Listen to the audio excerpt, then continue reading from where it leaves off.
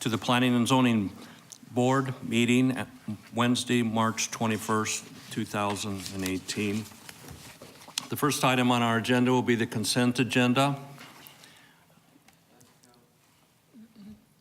What did I just do? Okay. As I was saying, we'll be doing the consent agenda. This is the first item. For that, all items on that will be voted on, and once it passes, they'll be finalized. If anyone wishes to speak, we would invite you to fill out a blue card at this time. Am I missing something? Somebody's giving me looks like I am at the right meeting, am I? I hope so. Okay.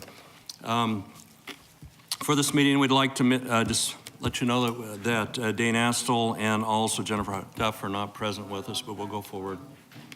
Okay. Are there any that are wishing to submit a blue card to speak to any of the items that are on the consent agenda? I have received one of them. Are there any others? Here comes one. Becky. This would be, let's see what we have here. 28.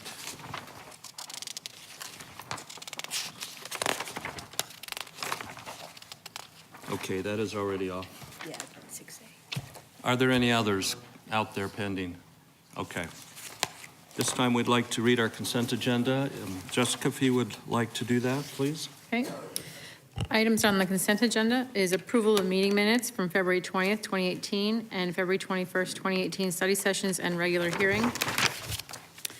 Item ZON 17-00597, District 2, 1961 South Val Vista Drive, located on the northeast corner of Val Vista Drive and Baseline Road.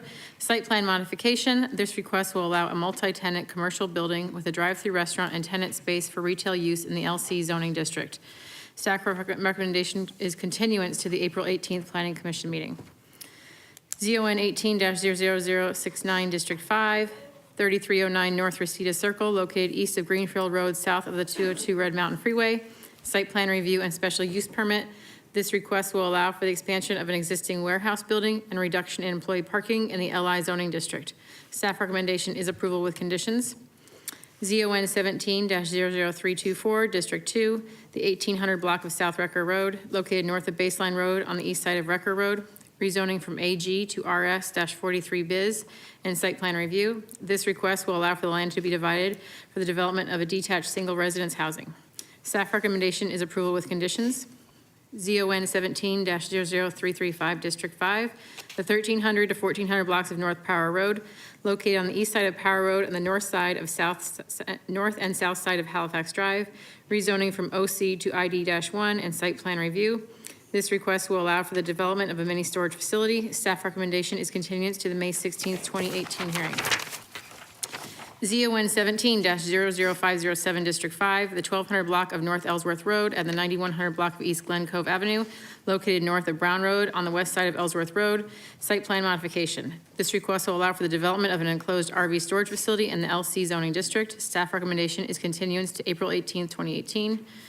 ZON 17-00532, District 3, the 1600 through 2000 blocks of West Southern Avenue and the 1200 through 1400 blocks of South Dobson Road, located on the southeast corner of Southern Avenue and Dobson Road, rezoning from PS to GC-PAD. This request will allow for the private development within the Mesa Community College campus. Staff recommendation is continuance to April 18th, 2018. ZON 17-00580, District 5, the 8700 through 8800 blocks of East Broadway Road, located on the south side of Broadway Road, west of the 202 Red Mountain Freeway, rezoning from RM3PAD to LC Biz and the site plan review. This request will allow for the development of a self-storage facility. Staff recommendation is approval with conditions. ZON 17-00585, District 3, the 700 block of West Baseline Road, located on the south side of Baseline Road, west of Country Club Drive, site plan modification. This request will allow for the development of a medical office in the NC zoning district. Staff recommendation is approval with conditions. ZON 17-00591, District 1, the 800 block of North Gilbert Road, located on the east side of Gilbert Road, south of Brown Road, rezoning from OC to LC and special use permit and site plan review. This request will allow for the development of a building materials and services facility with accessory outdoor display. Staff recommendation is approval with conditions. ZON 17-00593, District 6, the 7500 block of East Hampton Avenue, located south of Southern Avenue and west of Sossaman Road, rezoning from LIPAD to LCPAD, and council use permit. The site plan review. This request will allow for the development of a plasma center. Staff recommendation is approval with conditions. An ordinance amending the Mesa City Code, Title 11, Mesa Zoning Ordinance, Chapters 21, 22, 66, 67, 69, 71, and 77. Staff recommendation is to table this item. And lastly, zoning code update, airfield overlay district and land use tables for AOAs, ZON 18-00182. This replacing map AF-1 and making miscellaneous amendments to Chapter 19, the Airfield Overlay District, modifying the use restrictions in Chapters 4, 5, 6, 7, and 10 as they apply to uses allowed in airport overflight areas, AOA 1 and 2. Staff recommendation is for approval. Okay, thank you, Jessica. This time I'll entertain a motion. Actually, can I ask a question about it quick Sure. before we do the motion? On item 4H, the plasma center, there was some conversation about adding shading and stuff. Did we determine that staff was going to kind of follow up with that and make sure that was going on? Is that part of the conditions? Chair, Board Member Boyle, that came up through the design review, and it's certainly something we will be following up with from that perspective. No, we did not specifically amend these conditions to do that. The design review is Design working review with is on them that, it. yes. Okay, good. Very good? Yeah. Okay. I would like to make a motion, if we're okay, make a motion that we approve the consent agenda as read in for the record on Wednesday, March 21st, 2018. Thank you, Shelley. Is there a second? I'll second. Thank you, Ms. Shell. Any other discussion? If not, please vote.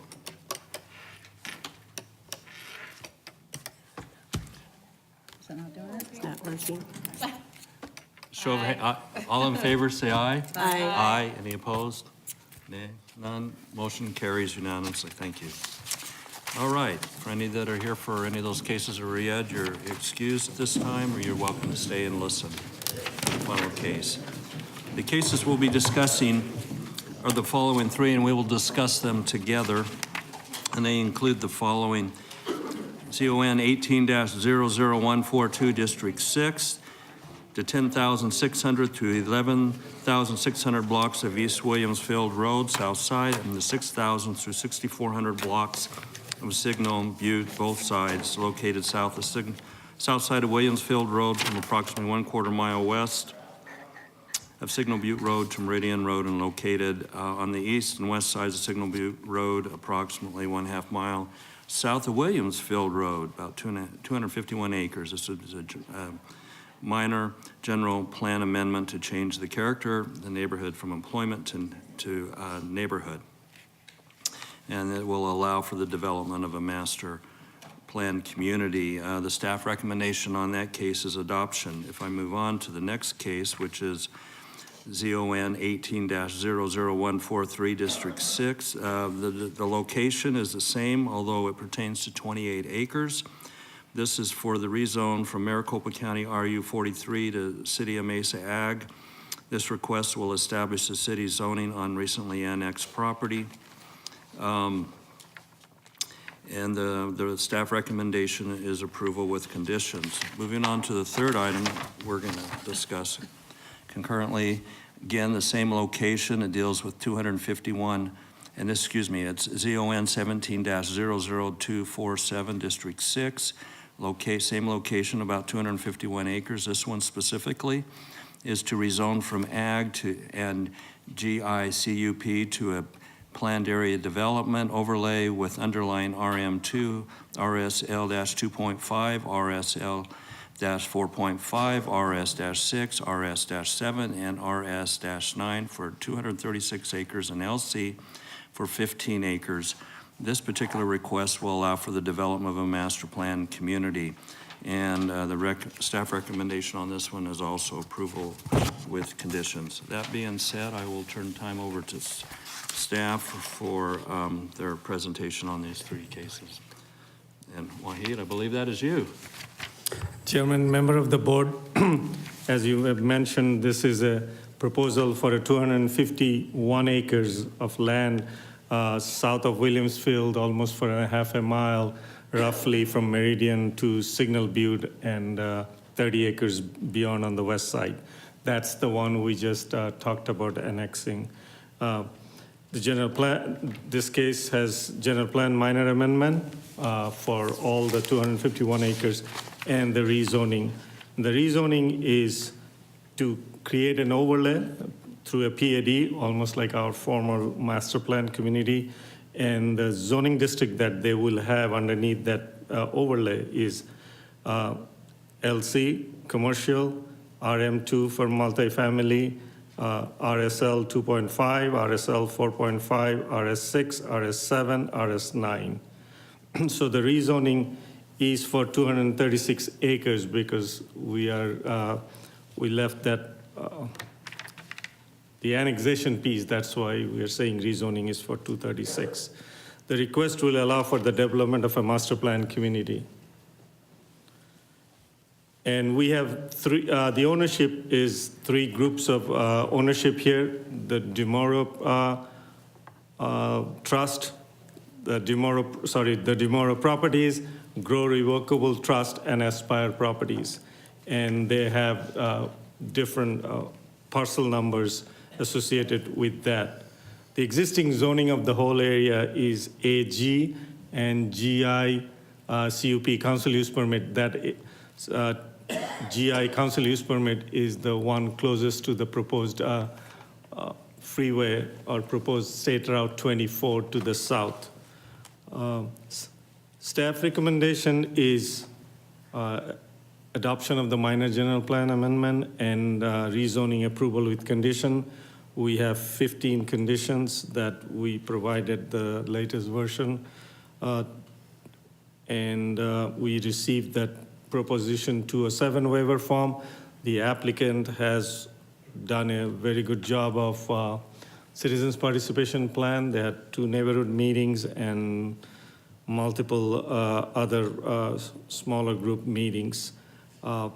This property is general plan wise designation as of now is employment.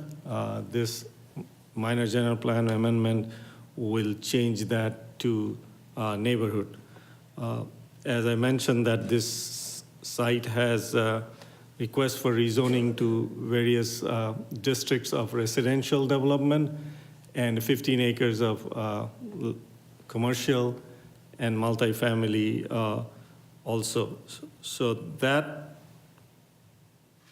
we understand. I'm not going to go through the long report. It's a long report, so I'll stay, but I'll in general mention that couple of things is it's a two-step process. This is first we are approving the land use and the zoning, but it's a conceptual site plan. The specific plans, whenever the applicant or developer is ready to develop each parcel or a different or a combination of parcel, they will come to the city, go through public hearing process like this one to do that. If they want to change major thing, I'll just take an example. This proposal has a location for a potential church and school site. So as an example, they don't want, over the years, maybe school doesn't want the site, or church doesn't want the site, or church want a bigger site, some other location, not exactly where the conceptual site plan shows. They will come to the city to amend this PAD that is getting approved tonight.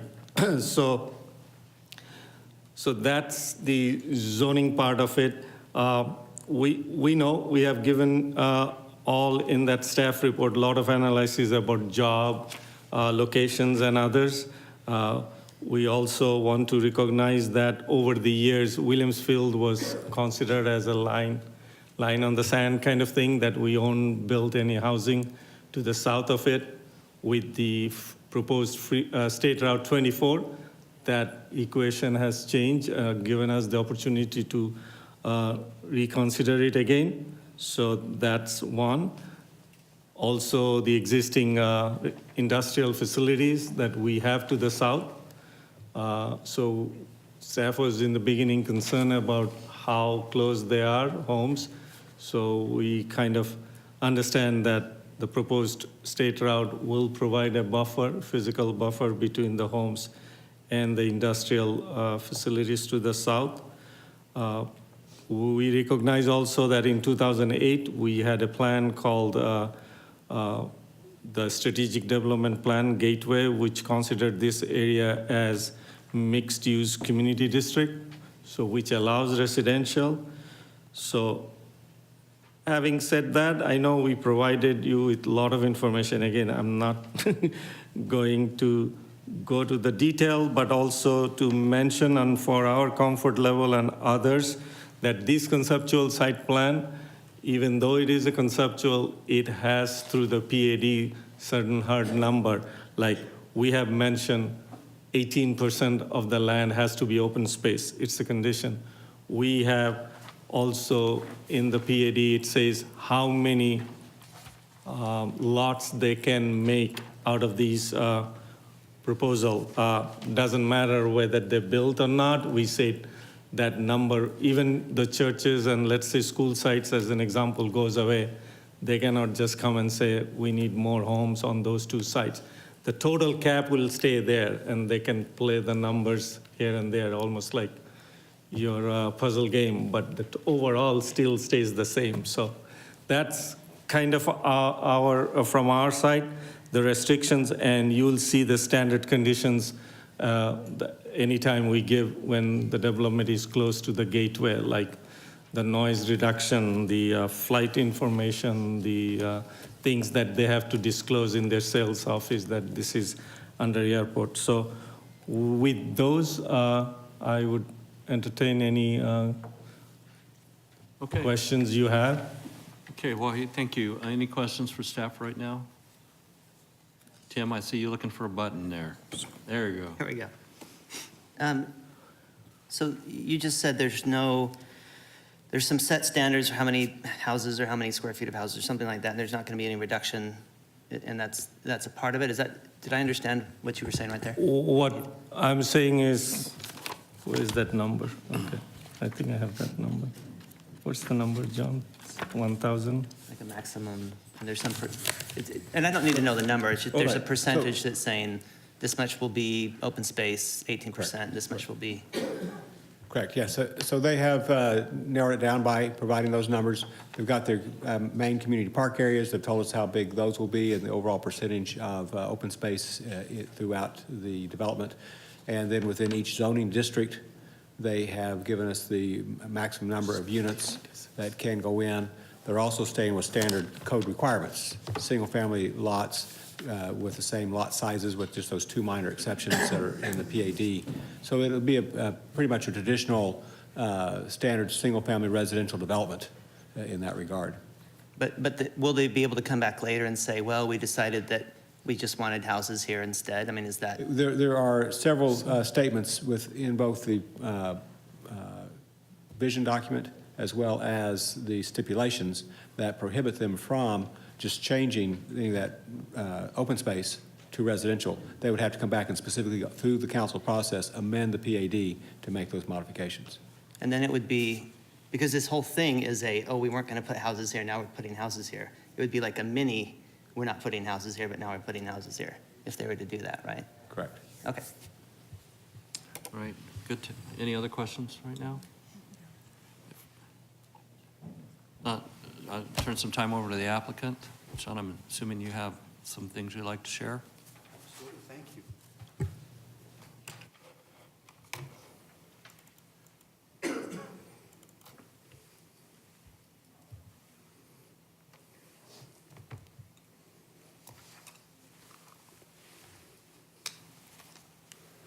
There we go. My name is Sean Lake, 1744 South Val Vistas Drive, here on behalf of the property owners. We appreciate the opportunity to be here. It's been a long time coming, and we first wanted to express our appreciation for working with planning staff.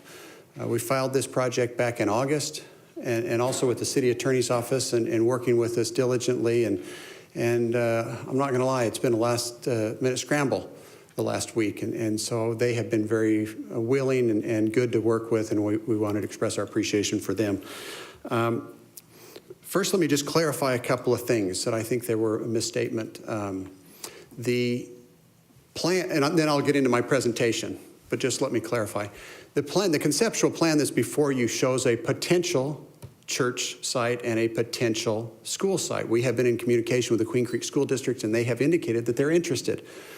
But it's locating the location generally where it may be, but it may not be there. They may choose to go over to Signal Butte or further to the east or further to the west. But that area is zoned underneath it for residential. And how that will all be laid out will be designed when we come back with site plans and preliminary plats. And so that won't, if we move the church somewhere else, or we move the school somewhere else, or Queen Creek says, you know what, we don't need a school or we don't want a school, that's not going to cause an amendment to the PADs. That was our understanding. So I just wanted to clarify, make that on the record, just to clarify that. We all know that because churches and schools are allowed in any zoning district, and regardless of what it's zoned or platted for, the church or school could come and locate there. So I just wanted to clarify that. But as far as the open space goes, we do have certain standards that we have to have minimum size parks and those type of things that we'll go through and talk about that John was pointing to that have been locked down in this document.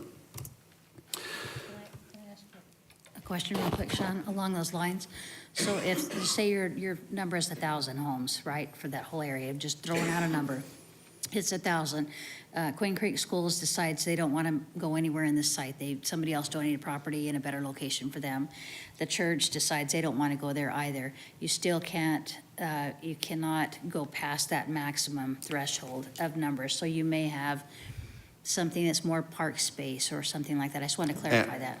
Absolutely. In the document, there is a maximum number of units, and that's in multiple points into the document.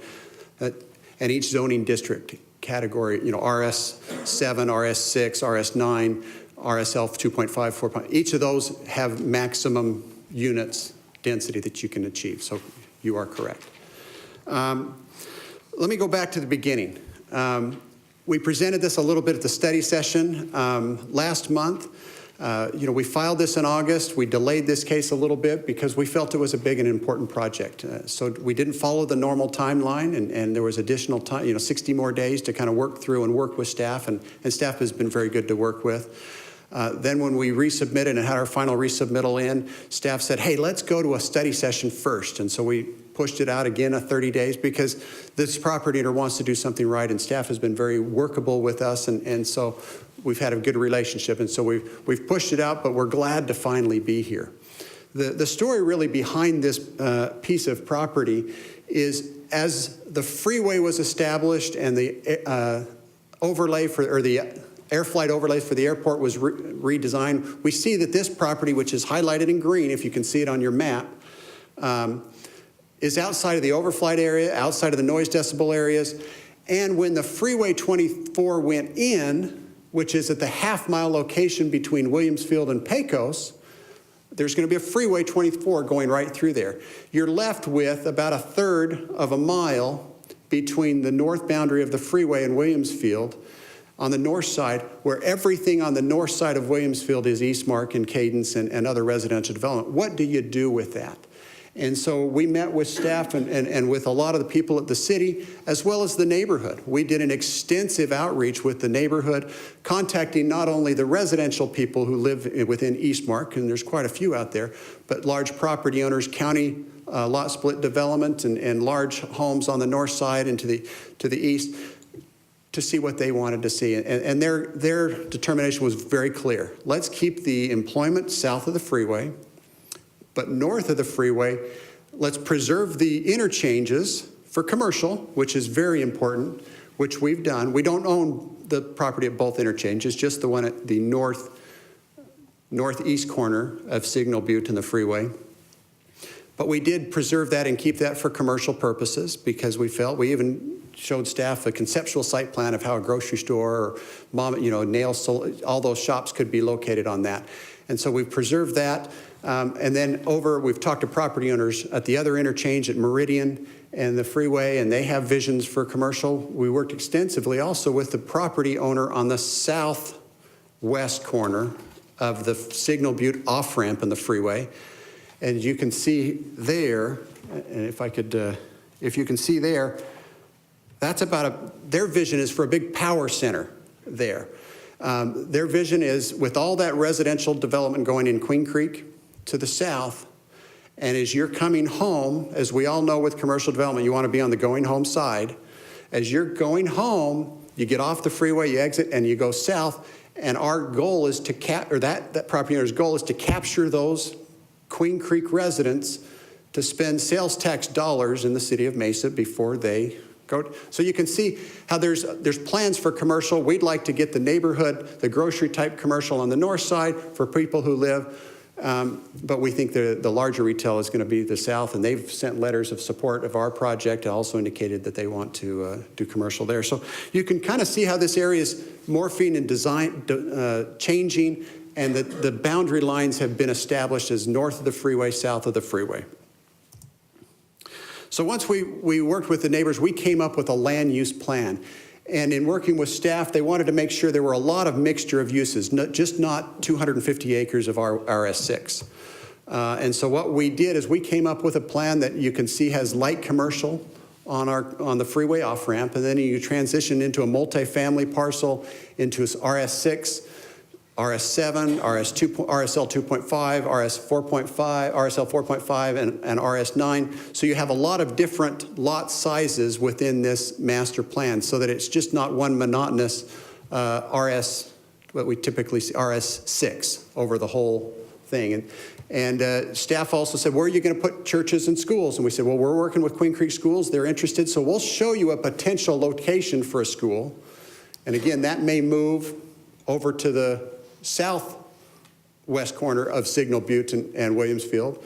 And we also showed, we've had interest from churches who want to be out here. So again, those can go anywhere in here according to the zoning code, and that may change as we bring preliminary plats back. But you can see how the mixture of uses are really established here. You can also see there's an approved in the purple right in the center. That's not our property, but that is an approved office development that is zoned and site planned as well. So you can see how you have a lot of different mixture of uses within this area.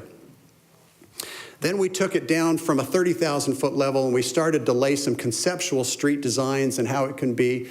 Staff expressed some concern that they wanted to make sure that there was vehicular access from the development, the residential development, to the commercial development without having to go out to Signal Butte. You can see we indicated a location of where a road could be here to access a commercial development here through this property. That road may be here. It might be 100 feet to the west. We don't know. That's what will happen. We'll decide when we plat it. But our representation to you is, yes, we're going to provide a vehicular access from the residential portion of the project to the commercial development portion, so that you don't have to go out on the arterial to go buy a loaf of bread or whatever you're going to do, get your nails Sean, done. I couldn't see, where are you indicating? Oh, along there, okay. So we brought it down and we kind of laid out some conceptual. These are streets of what it may look like. Again, when we bring the plats back, those streets are going to change.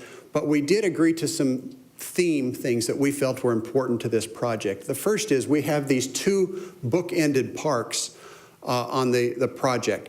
And then in between them, we have this boulevard park landscape area. And this is not a 10-foot landscape area. This is a large, wide landscape area that will connect these two bookend parks such that you can walk down the middle of a street and feel comfortable in a 40, 50-foot wide landscape area as you go in between these two parks. And that is a commitment that we've made, and part of the conditions is to preserve those two bookended parks so that they integrates the whole community, so you can not only drive around the community, but you can walk between the parks and really enjoy the amenities that will be provided with the project. Then as we brought it down to the 5,000 foot level, we're not to preliminary plat yet, but we put together a set of vision guidelines and development guidelines to ensure that the project would be developed at a higher standard. This is just not a plain Jane, and that would be the butterfly document, the vision guidelines that is referenced in condition 2 now, which used to be 1. And so that's part of our zoning. We also have the narrative that locks a lot of these things down. I think that Commissioner Member Boyle had talked about the parks and open space, and a lot of those things are locked down in the narrative document that you received multiple copies, and we amended it as late as today just to make sure everything's tied up and locked up in there, and there's no gamesmanship going on. Not that we ever intended.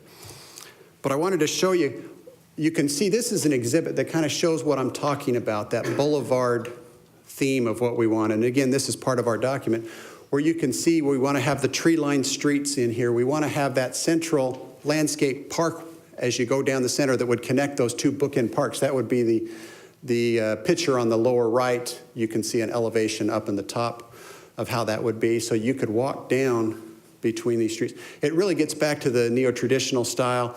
Kind of an older version of that would be over in Old Mesa. I think it's on McDonald, where you saw a smaller, but a landscape median down the center that kind of gets back to that old traditional design. That's the theme that we're trying to accomplish with this project. Again, we put in the narrative some representative amenities that we envision happening, what they'll be, whether it's a basketball court or a bocce ball facility or a soccer field or a baseball facility. Those things change over time, and tennis used to be the thing, but now it's something different. Soccer is real popular right now. But as this project develops over the many years, the representative quality of the amenities are established here, and staff has some controls on that to make sure that we don't just say, nope, we have no amenities. It's just gravel for that. So there's some teeth in the document to make sure that the quality is maintained. I wanted to put an exhibit in here to show you the outreach. We did go meet and talk with all the property owners around this area, a substantial amount. We had quite a few people from the Eastmark community, as well as I spoke with other property owners in the area that are very interested in the site, and they were happy with it. And so we had multiple neighborhood meetings and multiple individual meetings with property owners. And so we've done our homework with that as well. That's the end of my presentation. We would request your support. We agree with all of the revised conditions that staff handed out today, which incorporate the narrative and the vision guideline documents, and we would request your support of the project, and I'd be happy to answer any questions. Okay, thank you, Sean. Board members, any questions for this point? Okay, we have. Can I ask one? Yeah, sure you can. Has there been consideration, looking at the pictures, very green, very kind of traditional downtown Mesa, was there any conversation about trying to look more like the desert and be kind of eco-friendly and kind of that the way that many of the other neighborhoods out in that area look? Is that a possibility, or is that kind of this is the way it's planning to look, very green? Well, Chairman, Board Member Boyle, yes, there are requirements as far as, and I did have a conversation with a neighbor specifically about this topic. We have requirements within landscaping within the right-of-way that have to be xeriscape. We don't have the water, nor will the city allow us to do the whole thing in grass. We show nice, pretty pictures of grass, but the city just doesn't have the water to do that. So we're going to create areas that are highly usable, that we can put the turf in, but we're not going to waste water. And so we will be incorporating xeriscape type landscaping and things, but in focused areas, we can have more of those lush areas where you're going to be recreating or pedestrian. The goal is to do that. And again, that will be part of future plans that we'll be bringing back. But yeah, we don't have unlimited amounts of water. Yeah, no, and that's what kind of popped, like, wow, this is really, and it just doesn't, you know, the old part of the city that has the irrigation lines and everything kind of makes a little bit of sense. When you get out towards the edge of the desert, it makes a lot more sense to start looking more like the desert, so. Okay, good. Any other? Sean, if you sit tight, we have two public members that wish to speak, and then we'll Thank you. invite you back to respond. All right, thank you.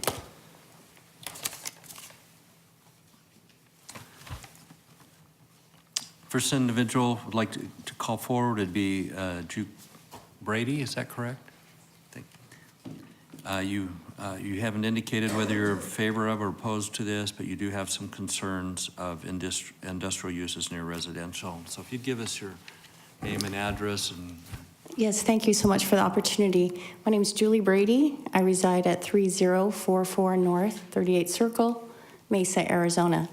If anyone's familiar with that area, I'm going to be here in representing a nightmare that we've lived from having industrial next to residential.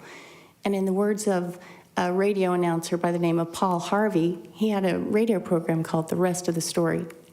And I'd like to make sure that as people in planning and zoning, you hear the rest of the story, because this happened here in Mesa, where we had researched a beautiful area of town to live by very diligently that was per 1 acre properties. And the Commons is an industrial area, which has turned into, there are no words to say how disastrous it's been for those of us who've lived by it. There's a garbage repair truck facility all hours of the night. It doesn't even end, it goes through all hours of the night. There's stinky smells and backup brakes. Do, do, do, do, do, do, do, 2 in the morning. That's been going on for many years. So I'm adamant in reminding everyone here that just when you're looking at a plan, it's different when it's dimensionalized by where you live. This smells. And there is a big industrial area there. I actually really liked what I was hearing about this planned facility, but I feel it's my due diligence to remind everyone that the promises made by the city to help us with the Commons area, which is located east of Val Vista, north of McDowell, it was like we were martyrs to never do that again. And then nothing's been remedied there. So here's another site. The industrial area, not far from here, it has this tire plant, it has steel plants, it has a huge gas diffuser that is so high, not only if it wasn't making the noise, it has a red flashing light so that planes won't hit it. And that's really close to what we're talking about. And the property to the east of that is Superstition Ranches, which is equestrian property. It was supposed to be preserved, and you have a beautiful view of Superstition Ranches. So now, not that we can undo the industrial, but that is why I'm here, is to please remind everyone, when you're sitting behind a desk, a canal is not enough of a barrier between residential and industrial.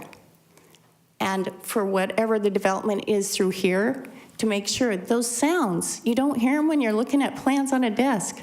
You hear them when it's a still night and you have people sleeping over and they're like, what in the heck is that noise? So that's my point. That's the rest of the story. I appreciate your diligence. I love living in Mesa. There's so many things to be appreciative of. I personally love the idea of the boulevards and the old-fashioned Mesa. I think that's awesome. And love that look. So in summary, I just say, please don't forget us in the comments. Anyone who has any hints to help us out, we are still in sleepless nights. But otherwise, thank you for the opportunity, and thank you for the developers for being creative and trying to make all these parts come together, because I know it's a challenging job. Thank you very much. Thank you, Ms. Brady. We appreciate your comments and concerns. Our next individual is Mark Gaspers, representing Boeing. He wishes to speak, and again, you haven't indicated whether you're in favor to or opposed to the project. Thank you, Mr. Chairman and members of the board. My name is Mark Gaspers, Senior Manager of National Strategy and Engagement for Boeing Company in the Southwest. The Boeing Company appreciates the opportunity to review and comment on the case before you, Destination and Gateway. In the interest of achieving a solution for all parties, Boeing is considering a navigation easement with the developers, which we are hopeful we can agree upon. Due to its impact on Phoenix Mesa Gateway Airport and Boeing's current and future flight operations, if we are unable to reach an agreement on language for an easement, Boeing will oppose this development. The proposed development of single-family lots south of Williams Field Road without mitigation is inconsistent with the current and future use of Phoenix Mesa Gateway Airport for Boeing and for other airport users.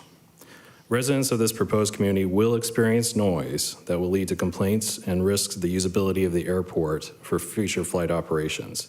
The airport has stated that residents will be subject to frequent aircraft overflights and will be affected by noise. Further, future residents will experience aircraft overflights that generate noise levels considered by many to be annoying. The Boeing site in Mesa exists, because Hughes Helicopter did not find Southern California compatible with rotorcraft flight tests. It searched the country for a site welcoming to the activity of flight tests and settled on Mesa. But it was not one decision that led to Southern California being untenable, but multiple decisions over time. Each decision can force cost and time delays to our programs and ultimately lead the company to determining to place programs and jobs elsewhere and ultimately risk an entire site. Boeing has been consistently concerned about development surrounding Phoenix Mesa Gateway Airport due to our operations there, even though we are based out of near Falcon Field. City of Mesa leadership and Boeing discussed in 2006 that no residential development would occur south of Williams Field Road. The agreement at that time was reached after multiple compromises by Boeing leadership who deemed it to have a negative impact on flight operations. We recognize that the State 24 alignment was unknown at that time. Noise impacts, however, will still extend into the proposed area. Boeing rotorcraft flight patterns and then any further south of 24 will begin to be hampered by fixed wing traffic. Boeing has been a major employer in Mesa for more than 35 years. The site has grown from the Hughes Helicopters plant that produced AH-64A Apaches to a global leader in rotorcraft and autonomous systems production and testing, advanced aerospace parts fabrication, and security operations. Boeing is now delivering the AH-64E Apache Guardian and the AH-6I Little Bird helicopters, as well as supporting its Philadelphia site with flight testing of the CH-47 Chinook.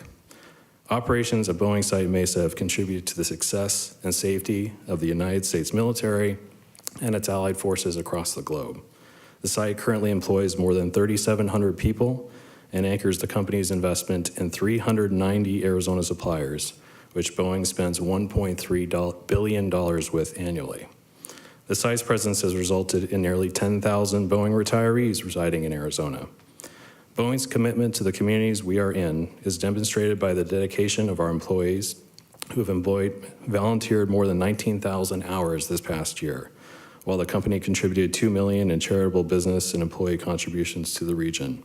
The company encourages education, paying more than $3 million in 2016 for over 500 employees to attend local colleges and universities.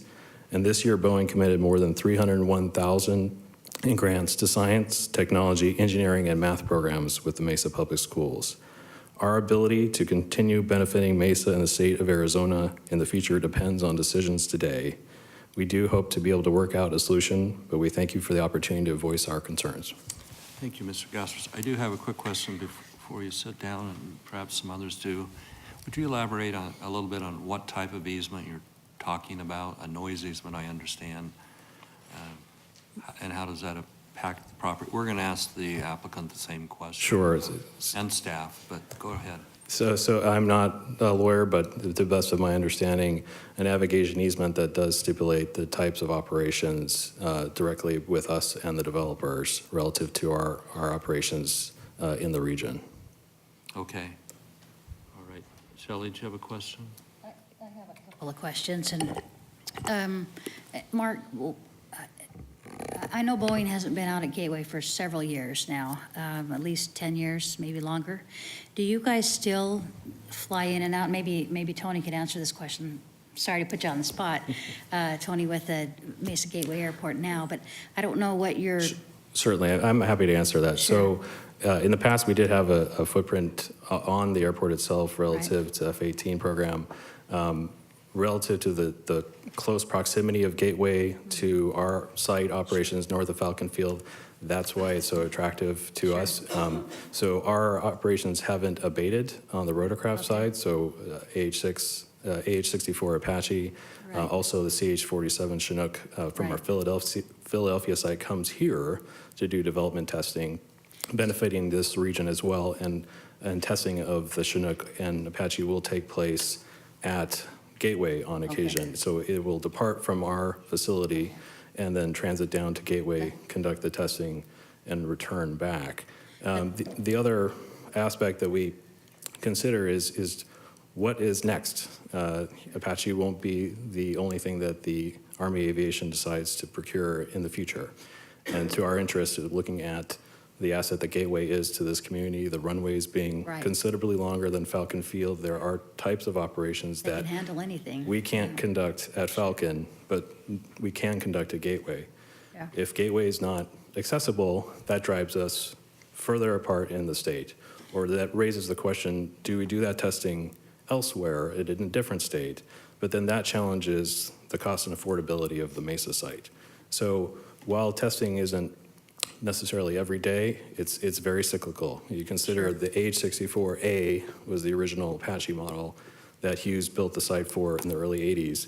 Then we proceeded to the D model, and then now we're on H-64E model.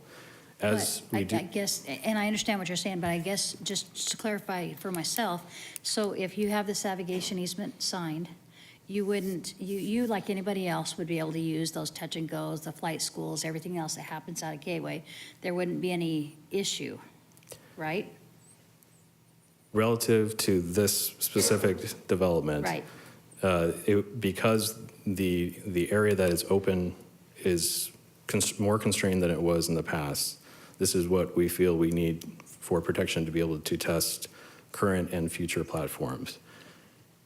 Because in the past, it was more open, there was more leeway, that is now, we're now in a different situation than we are 8, 10 years ago.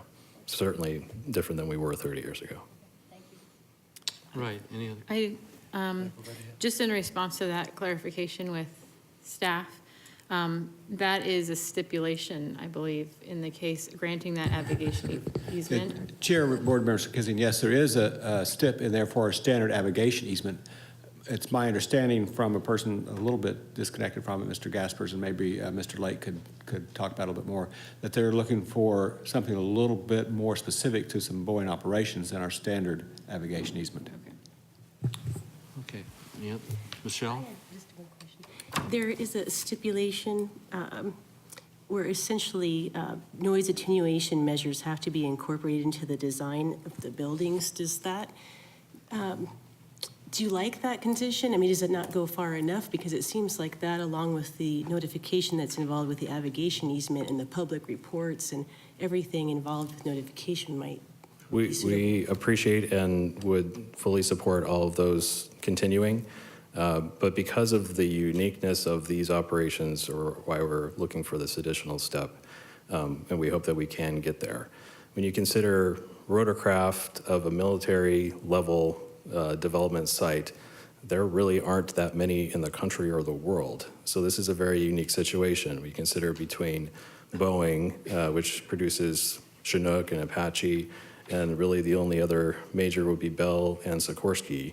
So it's a unique situation that draws unique attention. And so we just want to make sure to support what is there, but also potentially see what else we can do to continue flying and testing rotorcraft in this region for 30, 40 more years. A follow-up question. That easement would be between, a private easement between you all. Yes. So if that doesn't come to fruition, then your grounds for denying or for not supporting this would be just your concerns of the longevity and success of Correct. Boeing? Okay. Any other, Tim? Yeah, I tried to get this figured out.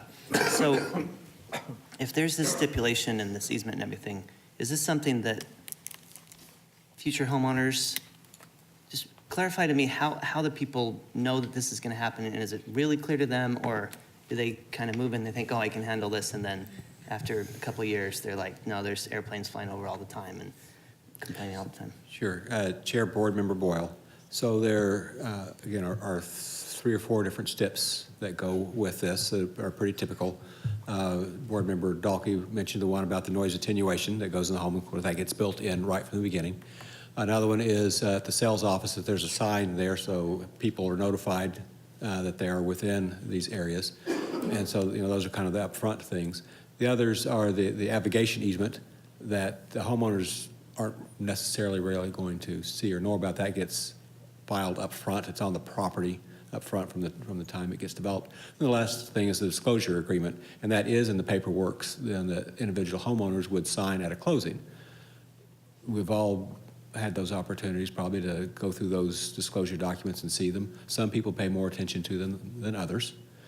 Like, But they're in the fine print, right? Like, they're somewhere in that, those Right. 400 pages you sign when you're buying a house, they're Right. somewhere in there. Right, but they are signing that, and so they are aware of the fact they're in that noise-sensitive area that the aircraft are flying over. But then what does that do long-term? You're living there, and you hear more and more of it, maybe, or you get more sensitive to it, or whatever. So just because you sign that disclosure up front doesn't mean that a few years down the line, we don't start receiving complaints. And that certainly is a concern, a long-standing concern we've had around this airport and Falcon Field Airport as we look at the types of land uses that go in. While it doesn't necessarily directly impact the daily operations, as those things build up over time, it can start to get the FAA to look at the types of operations and start to put some kind of limitations Right. on things that And happen. that's, Boeing, that's your that's- concern, that exactly. there'll be opposition, there'll be whatever groups getting together and trying to stop you from, Correct, to put restrictions on the airport and then constrain our ability to meet the schedule for the customer. okay. So just as an example, for instance, when I bought a new house when I lived in Gilbert, we were by Williams Gateway, there was a big sign at the front sales office. And then we did sign paperwork agreeing to this, and, you know, we knew that. But then when we moved to Mesa, we were by Falcon, you know, there was no big sign, it was a resale. But we signed paperwork, I'm sure it was in there, I don't remember seeing it, but we knew it was there. And then we hear the Apaches all the time at night, which can be fun sometimes. Sometimes not, it scares my kids, but it's cool, it's still cool. And so it just depends on the buyer. It's just, in some ways, I think it's almost just like any residential house, when a realtor sells you a property that's next to an open space, and they'll tell you sometimes, this is great open space, and it's not. And it's just, you know, buyer beware, or the homeowner just needs to take their due diligence on such a big purchase as well, to be informed. Because I mean, even in our neighborhood, we have complaints about, actually, not so much Falcon, but people complain about Phoenix, Sky Harbor, and it's so far away. But, you know, I'm glad we have those things in there, and we're doing as much as you can, but sometimes you can't get across to everybody always. And so, you know, you would hope that people are aware of it and don't do those complaints, because if they bought the house, they should know about it and be in support of it.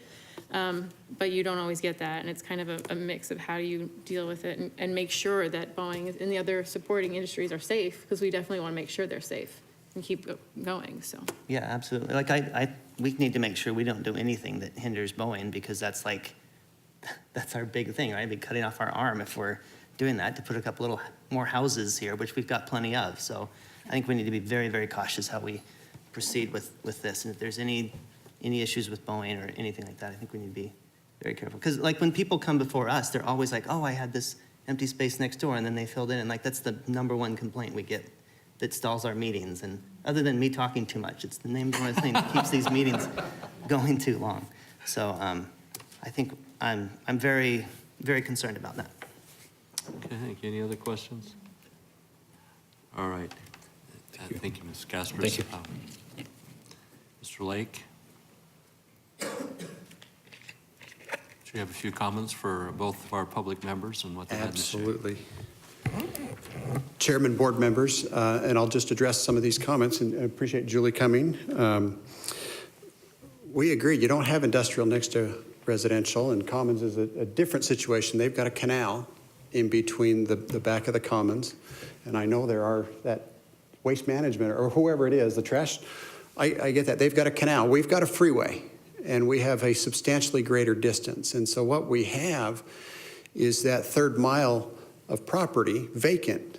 Do we build industrial right up against residential on Williamsfield, or do we take that and say the new line is Williamsfield and we have a freeway as a good dividing line between the employment uses and the residential? We think a freeway is much wider, much bigger, and we have so we think it will be a good buffer between the industrial or employment and the residential. As for Boeing, we support Boeing. We want Boeing to be here. Having Boeing in this community is a tremendous asset. They've been here. Everybody in Mesa supports Boeing. And this is not a whether we support Boeing or not. We absolutely do, and we want them to be here. I live by Boeing. I hear the Apaches flying over my house all the time. and it's cool. I also see the old World War II bomber that flies over my house all the time, and it's cool. I have Sky Harbor Airport planes flying over my house all the time. Not as cool, but I get it. We all get it. But as far as disclosure and how that, let me talk a little bit about that. Staff has as condition 7 that we provide a navigation easement. We agree and will provide a navigation easement. DMB provided a navigation easement, which is a residential development. Fuji, which is an industrial development, provided a navigation easement. So whether you're residential or industrial, the city has always required a navigation easement, and we absolutely agree to that. That's condition number 7. Number 8, we talked about notice to the residents of the proximity to the airport. Yes, that does occur in the public report, but there is a separate document that you sign. It's a one-page document that you sign that says you're within the proximity to the airport. So it's not buried in a 400-page document. Well, it is buried in a 400-page document, but there's also a separate document that you sign acknowledging your proximity to the airport. And then as Ms. Sarkeesian indicated, the sales office, that's condition number 9, will have a 4x4 sign out in front of the sales office. So anybody who's coming in here for the first-time buyer will be notified of what's going on. And then condition number 10 talks about the noise attenuation measures for the home, and all of these were suggested by the airport. We have agreed to all of them. Let me also add, for the future buyers, when you go to buy a home, you get a Schedule B document on your title report. That tells you what you're going to pay to RWCD or SRP or secondary tax for the city of Mesa or whatever it is. And so that is disclosed on that document. So it's not just buried in a 400-page document, but it's also up front in your Schedule B so you can see what is affecting your property. So it's not just something that disappears and the future property owners don't agree to. Let me go back to Boeing. We've been talking with Boeing for 4 years. We met with Boeing in December, and they got us a document just a short time ago. And to be quite honest with you, I contacted the Boeing attorney. I said, listen, it's such a short time. I don't have time to get back with you and solve this document. But we're a month and a half till we get to council. And we've committed, and I committed to the attorney for Boeing that we would work with Boeing as well. I spoke to, my client spoke to Mr. Gaspers downstairs. We're willing to meet tomorrow or next week. And they committed that their willingness to meet with us and try to work this out. We agree, and I appreciate Mr. Gaspers talking about they're wanting to have a flyover transit type easement over this property. And so we appreciate that. We support that. We think a navigation easement over this property is great. We support that. It's just, it's working out what that language says. We 100% agree with the easement that was signed by DMB, that was signed by Cadence, that was signed by Fuji. It's just getting into some of those other particulars that we'll work with them on and commit to. So with that, we'd hope you would support this project and move it forward with a recommendation of approval. Thank you. Thank you. Sean, personally, I have a question going back to that easement. I got the feeling as I was listening to Mr. Gaspers, what he's asking for is something above and beyond what's in the stipulations that we've agreed to, and you haven't had a chance to look at it. I mean, do you have it? And I was kind of wondering, what are we really talking about here? Because I still don't know what above and beyond looks like. Or is this anything you're concerned about, or do you have any understanding of what that may be? I don't know. We're ready to sign today the navigation easement that DMB signed and that Fuji signed and that Cadence signed. I'll sign it today. We have no problem with that. It's just I need to go through that document that was granted to the city of Mesa, and this separate document, which I think it's not granted to the city of Mesa, it's granted to Boeing separately. And so I haven't had a chance to review it, so I can't tell you whether I support it or not. It's just, I just barely got it. Fair So enough. That's fair. thank you. Can I ask staff, do you have any other information with regards to my question? Chair, board members, not specifically. Okay. I think I'll chime in on the comments made, particularly by Board Member Boyle.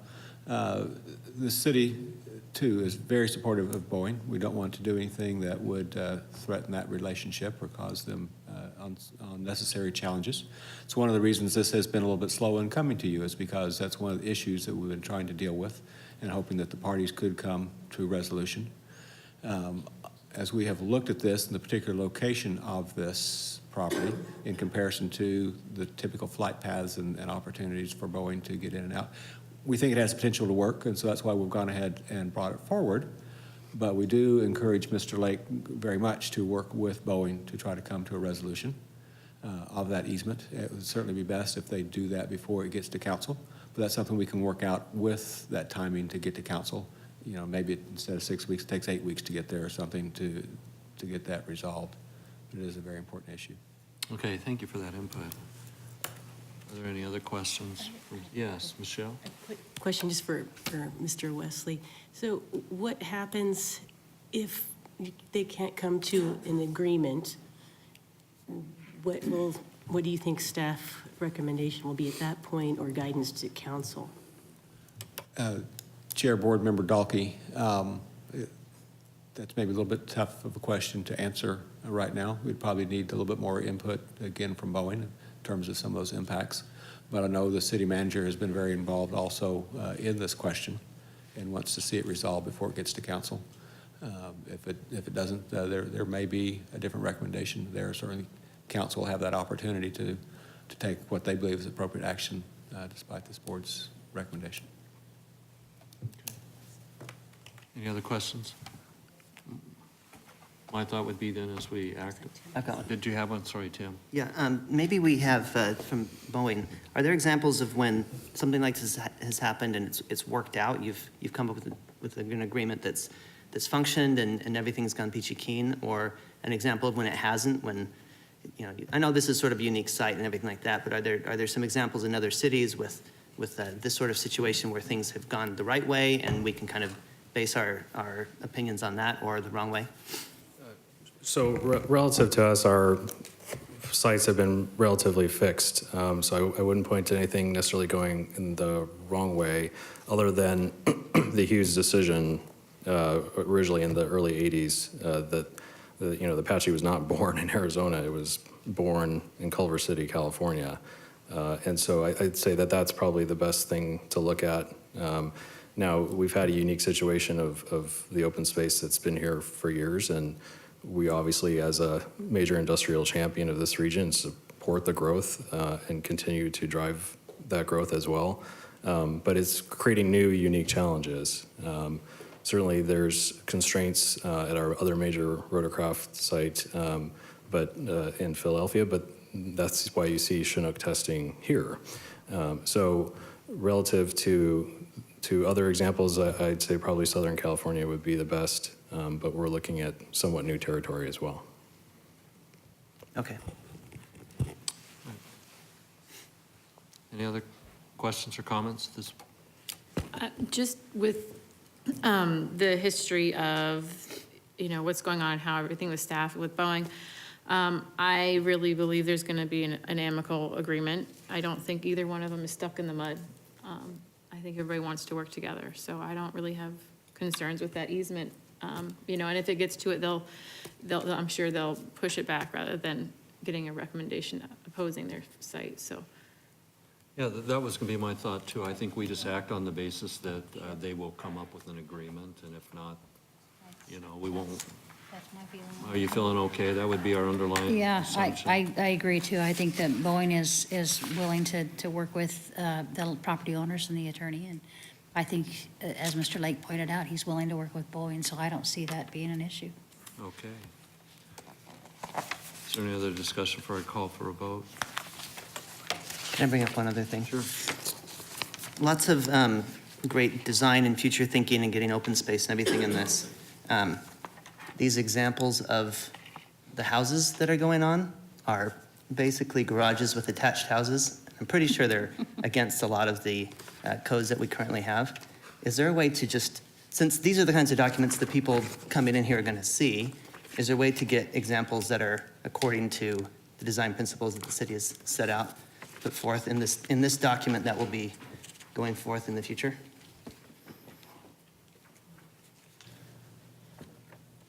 Chair, Board Member Boyle, Yeah, as we were looking at these, we know they're going to have to meet the ordinance requirements. They didn't ask for any stipulations to that. And they're also stipulating to the residential design guidelines. As I looked at these, I was more looking at just the general quality and the materials and not some of those more specific design issues is what was trying to be conveyed with those. But I do recognize your concern as you look at some of those other more particulars.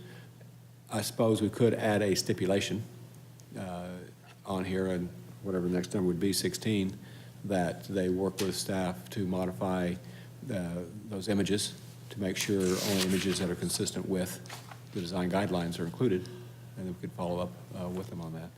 Yeah, not to be too ridiculous about it, but having made documents like this before, the people down the line 5 years from now see them and think, oh, this is what they were trying to do, and try to match it to that. And so if we're trying to set a standard for how we want this to look and to fit with the unique nature and the other things in this thing, I would recommend that.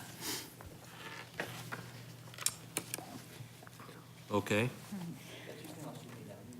Well, you could actually make a motion then, I guess, and then that would address that. Sure. I think. So I will entertain a motion. I believe we're ready. Can I make a motion? Sure. Yes. Did you do separate? Yeah, how does this go? Can we do them together? General plan has to be separate. We need to have the general plan first, We do, Okay. okay. and then you could do the two zoning cases together if you like. So the general plan is just A. 6A? Yes. Okay. So I make a motion that we adopt PZ 18028, Zone ZON 18-00142, District 6, the 10,600 through 11,600 blocks of East Williamsfield Road, South Side, and the 6,000 through 6,400 blocks of South Signal Butte on both sides. With the recommendation that we add a stipulation No, bringing, no, that one. Not that one, no, that's not that one, that's just this first one. right? Right. Should I stop talking at this point, or do I need to read? Okay. Amendment to change. Minor general plan amendment to change the character type from employment to neighborhood. This request will allow for the development of a master plan community. I'll I would second. Okay, You have to move faster. that's all right. Okay, we have a motion and a second. Is there any discussion? Okay, please vote. All right, motion passes unanimously. I'll now entertain another motion. So is this going to be just 6B? Or both 6B and 6C? Both, I guess, thinking about it, both because we gave you a new set of steps downstairs and you're talking about a change, it would be better to do 6B and C separately. Okay, Because and it'll only be on C then. so we're going to add this dip to C. Correct. Okay, then I move that we approve with conditions PZ 18026, ZON 18-00143, District 6, the 10,600 through 10,800 blocks of East Williamsfield South Side, and the 6,000 through 6,200 blocks of South Signal Butte Road West Side, rezoned from Maricopa County RU-43 to City of Mesa AG. Okay, I have a motion. I'll do a second. All right, we have a motion, second. Any discussion on this one? Please vote. Motion passes unanimously. Tim, you want to take the last one too? Sure. I haven't talked enough yet. I move that we approve with conditions PZ 18027, ZON 17-00246, District 6, the 10,600 through 11,600 blocks of East Williamsfield Road, South Side, and the 6,000 through 6,400 blocks of South Signal Butte, both sides. Rezoning from AG and GI-CUP to a planned area development PAD overlay with underlying RM2, RSL-2.5, RSL-4.5, RS-6, RS-7, and RS-9 for 236 plus or minus acres and LC for 15 plus or minus acres, with the added stipulation that the, Chair, if you could reference the revised stipulations provided at the study session, and then add your stipulation. so with, in relation to the conditions of approval stipulations, adding, I don't Including, know the legal language. with the condition, recommending approval with the conditions of approval provided at the study session, at this afternoon's study session, with the addition of a new stipulation 16. Okay. There's no way to remember that. With the conditions of approval provided in this afternoon's study session and the stipulations thereof, with the added stipulation that the illustrative purposes images be brought up to date with those accepted by the city code. Yes. We'll review them with the applicants, and any that we find that we feel like don't properly reflect the design standards and design guidelines, we'll replace those. At a quick glance, most of them really look like they do, but we'll look at them in a little bit more detail with the applicant afterward. If they're already, then we'll change those. Okay. Is that what you meant to say, Tim?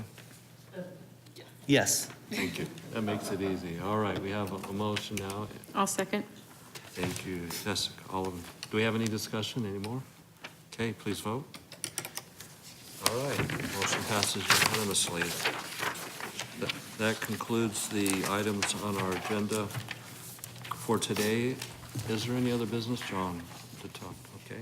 At this point, I will entertain a motion to adjourn this meeting. So moved. Thank you. And there's a second. Please vote or stand up and leave. Either way. We'll see you next month. Thank you.